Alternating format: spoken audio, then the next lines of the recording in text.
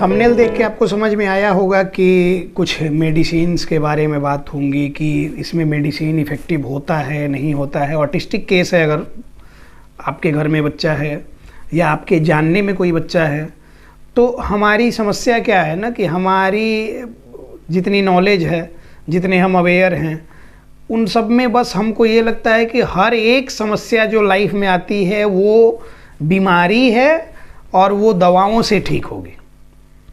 तो इसके लिए दौड़ के पहले जो जहाँ दवा मिलता है डॉक्टर के पास हम भागते हैं, कोई आयुर्वेद में, कोई होम्योपैथी में, कोई एलोपैथी में, कोई अलग अलग तरह के अप्रोचेज में, कोई गूगल पैथी में, अलग अलग तरह से भागते हैं। इन सारी बातों में, इन सारे घटनाक्रम में एक बात आपको ये समझना होगा कि आपके बच्चे को अगर कुछ प्रॉब्लम आपको दिख रही है, कुछ प्रॉब्लम लग रही है, कुछ लग रहा है कि इसमें कुछ तो डिले है, तो सबसे पहले स्थिर बैठ के एनालाइज कीजिए कि क्या क्या डिले है। अब अगर 2.5 साल का बच्चा एक कॉमनली मान ले, तो 2.5 साल का बच्चा है, कॉमन एग्जांपल, तो 2.5 साल का बच्चा देखिए कि आसपास के बच्चों के हिसाब से शरीर उसका ग्रो किया है कि नहीं। मतलब जैसे वो हाइट उनकी बढ़ रही, उनका वेट जैसे बढ़ रहा, आपके बच्चे का बढ़ रहा है कि नहीं बढ़ रहा, तो लगेगा कि हाँ हाइट ठीक है, वेट ठीक है। तो फिर उसके बाद क्या है कि समझदारी का देखेंगे कि नाम बुलाने पे वो दौड़ के आ जाते हैं, कुछ कुछ बोल रहे हैं। अब 2.5 साल का बच्चा है तो बोलेगा भी, बहुत सारी बातें करना शुरू करेगा, क्योंकि 2.5 साल का एज ऐसा है कि जिसमें सारे माइलस्टोन्स अचीव कर लेते हैं बच्चे। अब आपका बच्चा नाम बुलाने पे दौड़ के नहीं आता, प्रॉपर रिस्पॉन्स नहीं करता, अकेले अकेले रहता है, उसके अलावा बातों को समझ नहीं पाता है, सिर्फ अपने नीड बेस्ड चीज़ें करवा लेता है, उसके बाद कुछ नहीं समझता है, तो ये सारी प्रॉब्लम्स जो है ना, ये न्यूरो डेवलपमेंटल डिसऑर्डर हैं। शरीर का ग्रोथ इसमें सही जा रहा है, फिजिकल डेवलपमेंट कभी भी अफेक्टेड नहीं होगा। तो ये अफेक्टेड जब नहीं होगा तो इसका मतलब ये नहीं कि प्रॉब्लम नहीं है। अब ये बातें हम क्यों समझा रहे हैं आज, कि आज एक केस मेरे पास आया, जो कि आया लोग 2.5 साल का बच्चा है और 2 साल के एज में लगा कि कुछ डिले चल रहा है, घर वाले बोले कि थोड़ा समय बाद होगा। जैसा कि कॉमनली हमारी भारतीय मानसिकता ये है कि फलाने का बच्चा लेट बोला था, फलाने का चच्चा लेट बोला था, तो ये भी लेट बोलेगा, लेट समझेगा, कोई प्रॉब्लम नहीं है। इसमें हम डिले कर जाते हैं, फिर कुछ समय बाद हमको लगता है कि नहीं कुछ तो गड़बड़ है, कहीं डॉक्टर के पास जाना चाहिए, तो हम सबसे पहले वो दवा वाले के पास जाते हैं। तो जैसे आज जो केस आया उसकी बात कर रहे थे, एक केस था उसमें, तो वो कह रहे हैं कि मतलब होम्योपैथिक फिजिशियन के पास हम गए, उनको दिखाया, दवा दे रहे हैं, तब से कुछ कुछ सुधार दिख रहा है। तो इसीलिए हमने मेडिसिन का टॉपिक चुना कि आपको बताएंगे क्या होता है। तो सारे लोग जो कि बच्चों में इस तरह की प्रॉब्लम्स देख रहे हैं और किसी डॉक्टर के पास गए और दवा वहाँ से लेके आए, सप्लीमेंट्स के तौर पे लेके आए, मल्टीविटामिन्स लेके आए, जो भी लेके आप दे रहे हैं और आपको लग रहा है कि इसमें सुधार हो रहा है, तो इसी पे डिपेंडेंट रहें। ये गलती ना करें आप, इसलिए ना करें क्योंकि देखिए होता क्या है, एक बात कॉमन एग्जांपल से हम समझाते हैं। जब आपको लगने लगेगा ना कि आपका वजन बढ़ रहा है, आपको चलने में समस्या होने लगी, उठने बैठने में समस्या होने लगी, दौड़ने में समस्या होने लगी, कहीं सीढ़ी चढ़ना हो गया समस्या होने लगी, हाँफने लग गए, तो फिर आपको समझ में आ जाता है कि कुछ तो प्रॉब्लम है, वजन बढ़ रहा है। तो जिस दिन से आपको लगने लगेगा कि आपका वजन बढ़ रहा है, उस दिन से खान पान पे थोड़ा कंट्रोल अपने आप हो जाएगा। आप डाइटिंग करें ना करें, आप जिम जाएं ना जाएं, आप फिजिकल एक्सरसाइज ज़्यादा करें ना करें, लेकिन खान पान को हिसाब से आप कर लेंगे। और जब खान पान को आप हिसाब से कर लेंगे तो देखेंगे कि कुछ समय बाद वज़न एक मतलब कि एक स्टेबल हो गया, वो उससे आगे नहीं बढ़ रहा। धीरे धीरे यही रूटीन को फॉलो करेंगे तो फिर आप देखेंगे कि वज़न आपका कम भी हो रहा है। तो इसका ये मतलब नहीं है कि आप मतलब कि कोई दवा, सप्लीमेंट्स कुछ और सा ले लें जिससे कि आपका, जैसे कहता है ना कि बहुत सारे हेयर फॉल के सॉल्यूशन बताते हैं, तो उसमें आजकल एक बड़ा चल रहा है हर जगह सोशल मीडिया पे, कुछ ट्राई वगैरह करके, वो इतना सारा कॉम्प्लिकेटेड डाइट और ये वो 50 चीज़ें बता देता है कि उतना अगर आप करने लग जाएं तो ऐसे भी सारी व्यवस्था ठीक हो जाए, शरीर का मेटाबॉलिज्म सही रहेगा। अगर मेटाबॉलिक फंक्शन बॉडी का, तो सारी चीज़ें सही चलेंगी। इसी तरह से दवाओं पे डिपेंडेंट हो के ना आपका मोटापा, ना आपका वजन घटने को है। आप सिर्फ और सिर्फ एहतियात बरतेंगे, प्रिकॉशंस लेंगे, वजन आपका स्टेबल हो जाएगा, कांस्टेंट हो जाएगा, आगे नहीं बढ़ेगा, तो आप फ्री फील करेंगे। अब इसका ये मतलब नहीं था कि किसी दवा लिए, कुछ सप्लीमेंट्स लिए, उसकी वजह से आपका वजन कम हुआ ना, बिल्कुल भी नहीं। ठीक इसी तरह से बच्चों के केस में आप डॉक्टर के पास गए, आपको खतरे की घंटी सुनाई दे दी कि कुछ तो प्रॉब्लम है, डॉक्टर ने दवा दिया, कुछ सिम्टोमेटिक मैनेजमेंट उससे हो जाएगा, कुछ सिम्टम्स रिड्यूस हो जाएंगे, बिल्कुल होंगे, लेकिन इस भ्रम में रहें कि इस दवा से ही ये ठीक हो जाना है, तो ये मैंने कहा कि ये गलती कभी भी ना करें। और जितने लोग ये गलती कर रहे हैं वो फिर 4 साल 5 साल समय बिता देते हैं, फिर कुछ नहीं समझ में आता है, लास्ट में न्यूरो डेवलपमेंट थेरेपी के लिए, सेंसरी इंटीग्रेशन के लिए, या फिर जो भी उस बच्चे के लिए थेरेपी नीडेड है उसमें जाना पड़ता है। एज गंवा दिए तब गए तो कितना रिकवरी होगा नहीं होगा कुछ नहीं कहा जा सकता है। तो एज जब तक बचा हुआ है, जब तक जितने कम समय में आप लेके जाएंगे, अर्ली इंटरवेंशन का रोल सबसे इंपॉर्टेंट होता है। जितना कम एज में आपको पता चला, घर वाले बोल रहे हैं कि ठीक है लेट से बोलेगा, लेट से बोले, ठीक है वो सब बात, लेकिन एक ओपिनियन ले लेने में डॉक्टर का कोई प्रॉब्लम नहीं है। जाना चाहिए, सारी चीज़ें डिस्कस कर लेनी चाहिए, अपने से भी कुछ ना कुछ दिमाग लगाते रहना चाहिए। और अब मेडिसिन्स की बात कर रहे थे तो होम्योपैथी हो, एलोपैथी हो, आयुर्वेद हो, दुनिया की कोई भी पद्धति हो, दवाओं वाली पद्धति, तो वो पैथोलॉजिकल डिजीज होगा, जिस डिजीज का कुछ एग्जैक्ट कॉज होगा, कारण होगा, उसमें चलेगा, कोई प्रॉब्लम नहीं है। लेकिन डिसऑर्डर्स में, खासकर न्यूरो डेवलपमेंटल डिसऑर्डर्स में दवाओं का कुछ ज़्यादा रोल नहीं होता है। जैसा कि हमने बोला कि आप डाइट सप्लीमेंट से जो चीज़ें ठीक कर सकते हैं। अगर आपको कॉन्स्टिपेशन है तो जाहिर सी बात है कि आप रिच डाइटरी फाइबर वाले फूड्स खाएंगे तो कॉन्स्टिपेशन आपका ठीक होगा। इसके अलावा आपको अगर गैस्ट्राइटिस रहता है या फिर किसी भी तरह की प्रॉब्लम रहती है, आपको एसिडिटी वगैरह होती है, तो फिर आप टाइमली खाएं, इजीली डाइजेस्टेबल फूड खाएं, ठीक रहेंगे। दवाएं लेके उसको सप्रेस करने से कोई फ़ायदा नहीं, फिर से वो प्रॉब्लम आएंगी। तो इसी तरह का हम ये कह रहे हैं कि जब बच्चे को इस तरह की प्रॉब्लम्स हो रही हैं, डिसऑर्डर की हम बात कर रहे थे, न्यूरो डेवलपमेंटल डिसऑर्डर की, तो जितना हद तक हो सके उसको उसके रूटीन में सुधार, डाइट में सुधार, ये प्रिकॉशनरी प्रिवेंटिव मेजर्स हो गए। क्या क्या नहीं करना है, क्या क्या खाने में नहीं देना है जिससे प्रॉब्लम बढ़ रही है। ओवर स्क्रीन एक्सपोजर नहीं देना है, ज़्यादा खाना पीना का ये नहीं करना है, मतलब कि उसमें junk food, fast food, sugar वाला ये ज़्यादा कुछ हम लोग देते हैं, चॉकलेट, मिल्क विल्क, सब ये सारी चीज़ें। तो ये दे के जो बच्चों को की प्रॉब्लम को हम बढ़ा रहे हैं, अगर उसको ये करें, रोकें, तो ये प्रिकॉशंस हैं। इसका ये मतलब ये लेंगे आप तो देखेंगे कि बच्चे में स्टेबिलिटी आ रही है, कुछ इम्प्रूवमेंट हो रही है। लेकिन ये वो इम्प्रूवमेंट नहीं है जो आपको चाहिए है।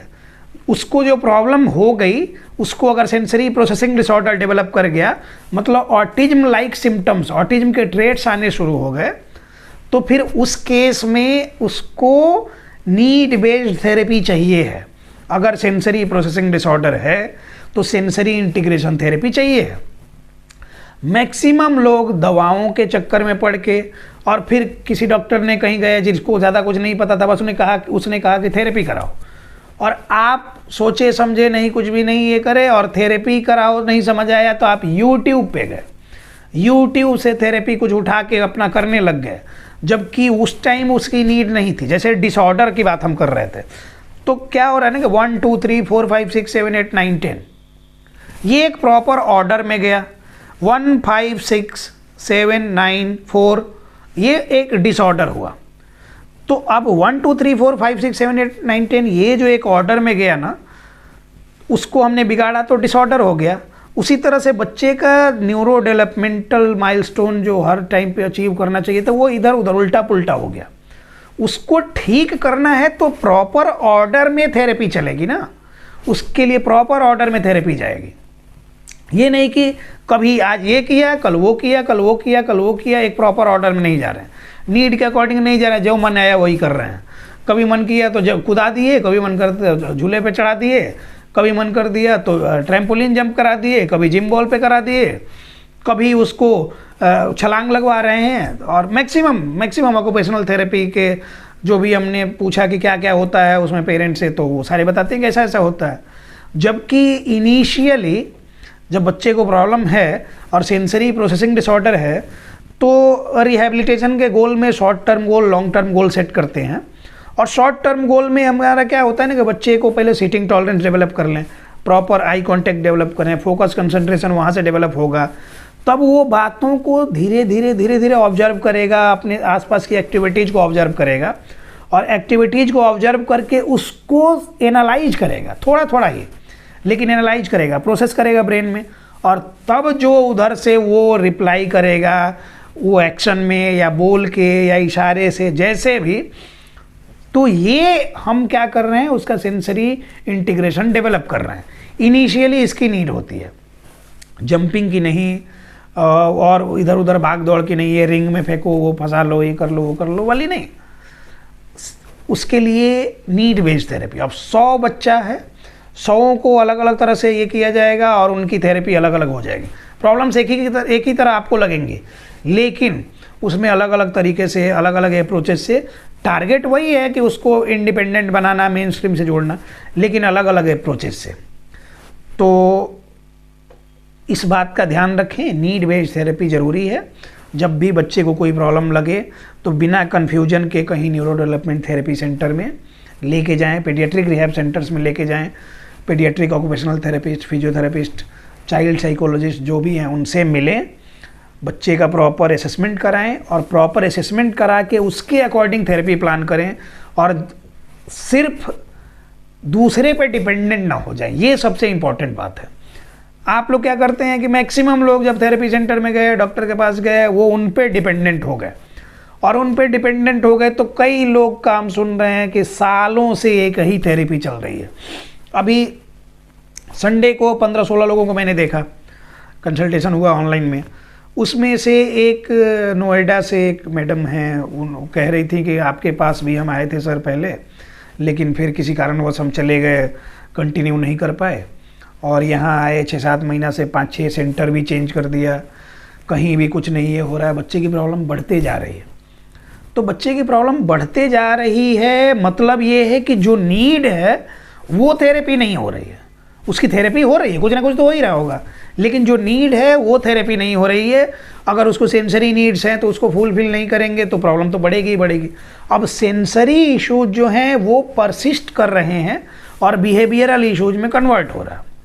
तो प्रॉब्लम क्या है कि पहले सेंसरी इशू था, उसको सही से रेगुलेट नहीं किया गया, तो वो बिहेवियरल इशूज में अब परसिस्ट कर जाएगा, तो बिहेवियरल इशू में कन्वर्ट होगा।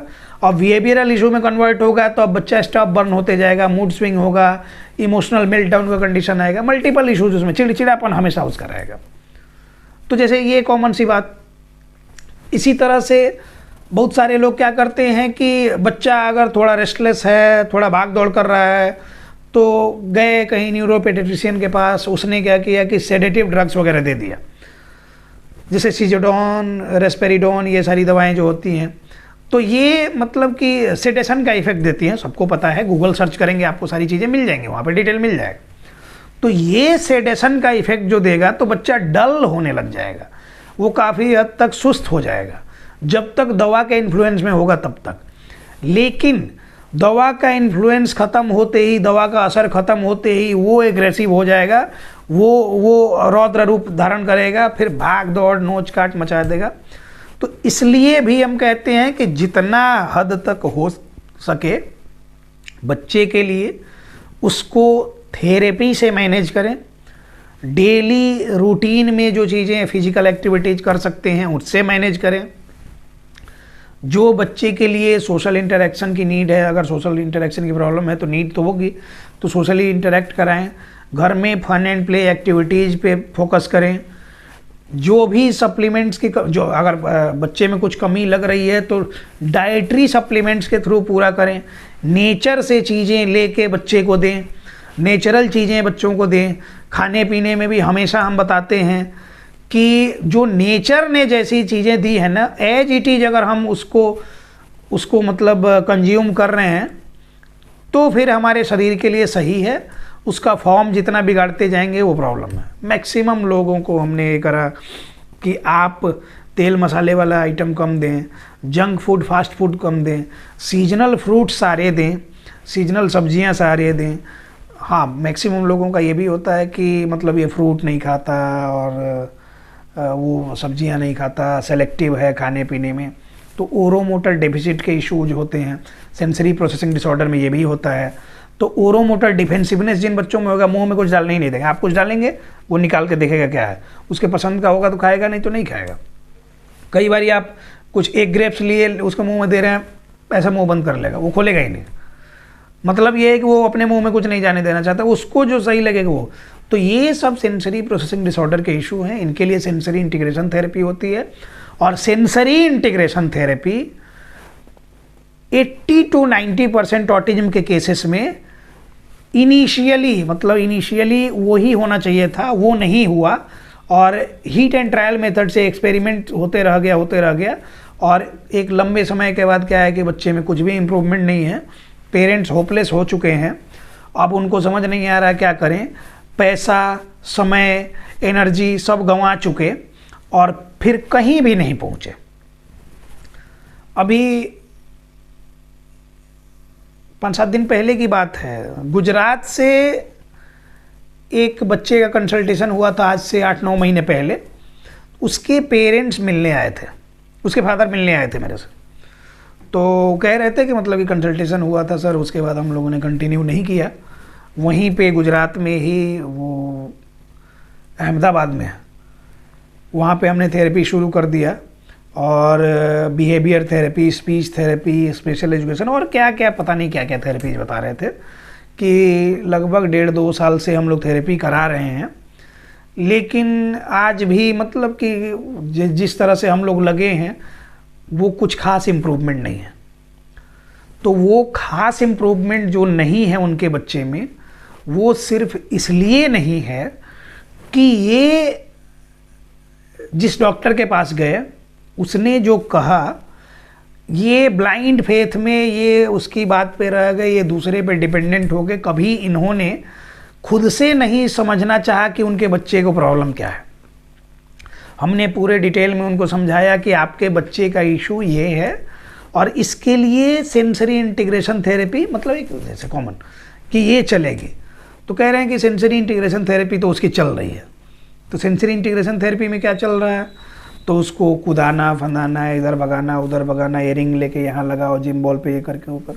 सिर्फ सेंसरी इंटीग्रेशन थेरेपी में वही नहीं होता है। जिन बच्चों में सेंसरी प्रोसेसिंग डिसऑर्डर होता है ना, वो क्या करते हैं ना कि वो बात को पूरी तरह से प्रोसेस नहीं कर पाते। जैसे ऑडिटरी स्टिमुलस आएगा, उनके मतलब का होगा, जैसे चॉकलेट कह दिया, चिप्स कुरकुरे कह दिया, कुछ उसके पसंद का कह दिया, तुरंत प्रोसेस करके तुरंत रिप्लाई करेगा हाँ हमको चाहिए, या फिर दौड़ के भाग के आएगा कि हमको चाहिए। लेकिन और सारी चीज़ों को, जैसे नाम को, ज़्यादातर ये में अवेयर नहीं है, नाम को प्रोसेस नहीं कर पाएगा, एक प्रॉब्लम। वो टेक्टाइल प्रोसेसिंग इशू उसमें होगा, तो क्या होगा कि डिफरेंट टच को समझ नहीं पाएगा, कई बार टच के लिए ज़्यादा सेंसिटिव होगा, ये प्रॉब्लम होगी।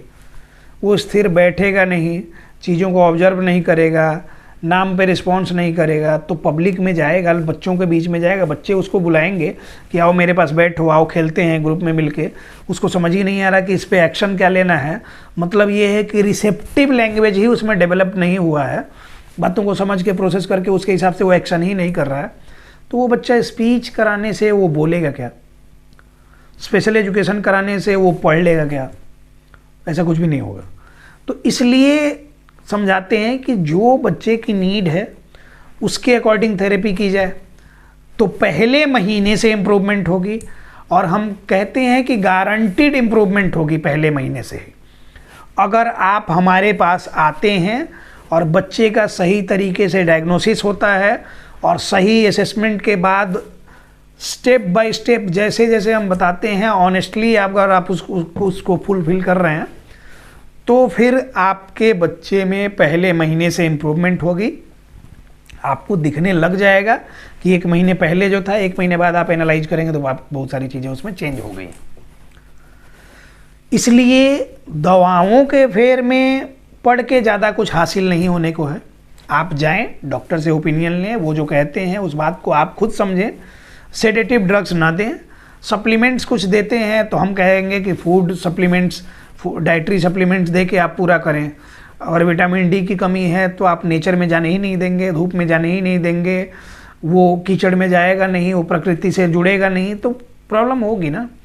उसी तरह से अगर बच्चे में कुछ कमी, जैसे कि मिनरल्स की कमी है, विटामिन्स की कमी है, कुछ भी है, तो आप सीजनल फ्रूट्स, जो भारत तो विविधताओं का देश है और मतलब कि प्राकृतिक संपदा में पूरी दुनिया में परिपूर्ण है, सबसे ज़्यादा संपन्न लोग हम हैं, तो हमारे यहाँ सीजनल फ्रूट्स हैं, सीजनल सारी चीज़ें हैं। जो भी सीजनल फ्रूट है, सीजनल अनाज है, सीजनल सब्जियां जो है, वो सब दीजिए बच्चे को। जो प्रोसेस्ड फूड हैं, सिंथेटिक चीज़ें हैं, जंक फूड हैं, फास्ट फूड हैं, इनसे बचाइए। बाकी आप रोटी भी दे सकते हैं, आप चावल भी दे सकते हैं, आप किसी भी तरह की सब्जी भी दे सकते हैं, आप नेचुरल प्रोसेस किया हुआ जैसे गुड़ वगैरह होता है, वो खांड वाली मिश्री जो होती है, वो ताल वाली मिश्री, वो बड़ी बड़ी वाली, वो सब दे सकते हैं, सिर्फ चीनी को अवॉइड करके खाने में खासकर। और इसके अलावा बच्चे के लिए, अब तो फूड का डाइट तो हमने बता दिया, लेकिन बच्चे के लिए सेंसरी नीड्स है तो सेंसरी डाइट, तो सेंसरी डाइट में जो उसको नीड होगी स्टेप बाय स्टेप बच्चे की नीड के अकॉर्डिंग किया जाता है और फिर बच्चे में इम्प्रूवमेंट होती है। हम बार बार कहते हैं ना कि बी वेयर बी पॉजिटिव, तो अवेयर इस मामले में होइए कि बच्चे को वो बीमारी नहीं है, सर्दी खांसी बुखार डेंगू चिकनगुनिया टाइफाइड नहीं है कि जांच करा के और दवा देंगे ठीक हो जाएगा। न्यूरो डेवलपमेंटल डिसऑर्डर है, तो जो डिसऑर्डर है उसको ही प्रॉपर ऑर्डर में लेके आएंगे, बच्चा ठीक हो जाएगा, मेन स्ट्रीम से जुड़ जाएगा। तो यही बात समझने की, और पॉजिटिव भी रहना है। तभी आप क्या करेंगे कि अपने से चीज़ों को एनालाइज करके और तब उस पर काम कर पाएंगे। ऑनलाइन सेशन में हमारे पास डेली 125-30 सेशन सिर्फ ऑनलाइन में हो रहे हैं, दुनिया में कई देश से लोग जुड़े हैं। तो उनको हम उनके बच्चे के कंडीशन के अकॉर्डिंग थेरेपी बताते हैं, समझाते हैं, उनको ट्रेन करते हैं। इम्प्लीमेंट करना उनका काम है, आपका काम है। अगर आप सही से उसको इम्प्लीमेंट नहीं करेंगे तो फिर बच्चे में इम्प्रूवमेंट नहीं होगी। अगर सही से इम्प्लीमेंट करेंगे तो बच्चे में इम्प्रूवमेंट होगी। अब इस 120-25 लोगों में 60-70% लोगों में इम्प्रूवमेंट हो रही है, मतलब उसमें क्विक इम्प्रूवमेंट है, रैपिडली वो ग्रो कर रहे हैं। 50% लोग ऐसे भी हैं जो कि वो मतलब 40-50% लोग ऐसे हैं कि वो प्रॉपर उनमें इम्प्रूवमेंट नहीं हो रही, जितना होना चाहिए नहीं हो रहा। तो बहुत सारे लोग इसमें फॉर्मेलिटी वाले होते हैं, बहुत सारे लोग डिपेंडेंट होने का नेचर होता है, तो वैसे लोग होते हैं। उन लोगों को समझाया जाता है, नहीं समझते हैं तो फिर उनको कंटिन्यू नहीं कर पाते हैं, हम आगे हम उनका सेशन नहीं कर सकते हैं। तो ये सारी बातें समझिए। अगर आपके बच्चे को किसी भी तरह की प्रॉब्लम है, लग रहा है कि न्यूरो डेवलपमेंटल डिसऑर्डर है, ऑटिज्म जैसे सिम्टम्स लग रहे हैं, ऑटिज्म जैसे सिम्टम्स, हम ये नहीं कह रहे हैं कि ऑटिज्म लग रहा है, आप लोग अपने आप से ही डायग्नोज करके ऑटिज्म करके परेशान हो जाते हैं। तो अगर ऐसा कुछ भी लग रहा है तो आप किसी एक्सपर्ट से संपर्क कीजिए। आप हमारे साथ ऑनलाइन सेशन में जुड़ना चाहते हैं तो जुड़ जाइएगा, नंबर यहाँ पे दिया हुआ है हमारे मैनेजमेंट का, उनसे बात कीजिए, उनसे सारा ब्यौरा जानिए, सारा डिटेल लीजिए। हर संडे को ऑनलाइन सेशन होता है, उसके लिए बुकिंग इस नंबर से कॉल या मैसेज के थ्रू जैसे आपको मिले आप बुकिंग कर सकते हैं, हमारे साथ जुड़ सकते हैं और अपने बच्चे का फ्यूचर सिक्योर कर सकते हैं, फ्यूचर उसका सुधार सकते हैं। कभी भी टेंशन न लें कि बच्चा ठीक होगा कि नहीं होगा। आप अगर सही थेरेपी करेंगे तो पहले महीने से ही बच्चे में इम्प्रूवमेंट होगी। धन्यवाद।